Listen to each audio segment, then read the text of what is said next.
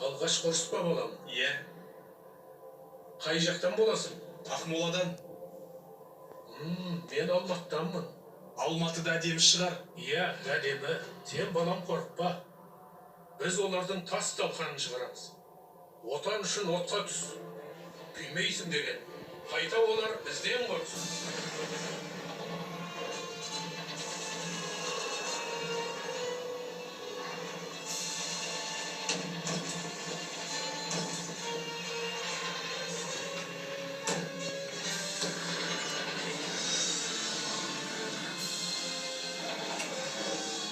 Соғысқа 34 миллион 476 мың адам қатысты. Қан майданға Қазақстанның әрбір 5-ші азаматы аттанды. 601 мың 815 жауынгер елімізге оралған жоқ.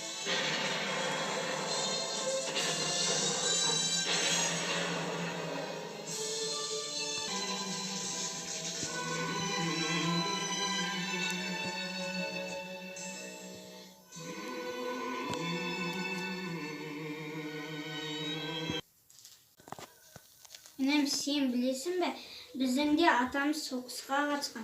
Иә, дұрыс айтасың. Оның аты рахметі өте бар. Ол 1925 жылы Орта ауылында, Бесен ауылында дүниеге келген. Иә, біздің атамыз 18 жасында суретке түскен. Біздің атамыз 1941 жылы 18 жасында Уфа қаласында офицерлік оқуына барған. Иә. Атамыз оқуды аяқтағаннан кейін 1943 жылы еліміздің қорғау үшін соғысқа аттанған. Шайқасқан жерлері Калинин, Польша, Украина, Германияның астанасы Берлинге дейін жеткен. Иә, мынау біздің атамыздың құжаттары, мынау біздің атамыздың медальдары. Мына медалі соғыстан қайтып келгеннен кейін берген медаль. Амында за взятие Берлин медалі.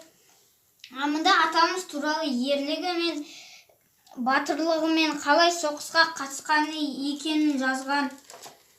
Амында атамыз соғыс біткеннен кейін 1945 жылы 1950 жылдары арасында әскери қызмет атқарды. Амында Варшавадағы әскери куәлігі. Амында достарымен түскен суреттері.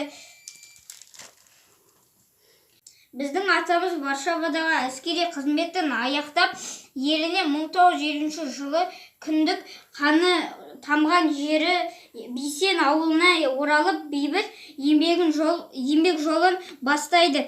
Ешкімде еш нәрседе ұмытылмайды.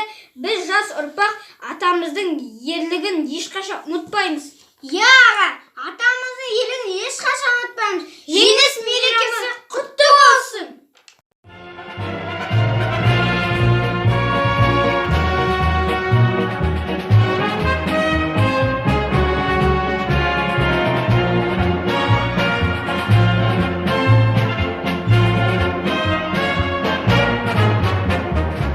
День победы, как он был от нас далек, как в костре потухшем таял уголек. Были версты обгорелые в пыли, этот день мы приближали как могли. Этот день победы порохом пропал.